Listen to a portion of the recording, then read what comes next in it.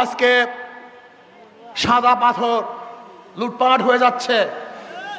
আমি বক্তব্য দিয়েছিলাম পাথর কৌড়ি ছেড়ে দেওয়ার জন্য, আমাদের খনিজ পাথর উত্তোলন করার জন্য।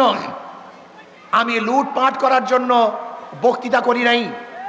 আমি ভারত থেকে পাথর চড়া দামে আনার বিরুদ্ধে আন্দোলন করেছিলাম, যে আমাদের দেশের পাথর উত্তোলন না করে ভারত থেকে পচা পাথর চড়া দামে আনে, এর বিরুদ্ধে বক্তৃতা দিয়েছিলাম।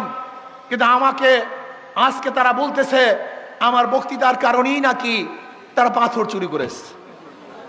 বিয়াকুবের অবস্থা কোথায়? আমি মনে করি পরিবেশ উপদেষ্টা ব্যর্থ হয়েছে। তিনি ব্যর্থ হয়েছেন। তিনি পাথর কৌড়িকে ছেড়ে না দিয়ে বরং লুট করার ব্যবস্থা করেছেন। লুট করার কারণে কি হয়েছে? বহিষ্কার করা হয়েছে।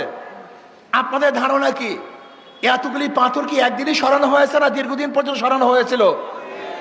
এই মাসকে মাস যারা পাথর চুরি করছে বহিষ্কার করা হয় নাই। আমি আগেই বলছি, চাঁদা তুললে পুরস্কার, ধরা পড়লে বহিষ্কার, ভাইরা হলে গ্রেফতার। কথাটা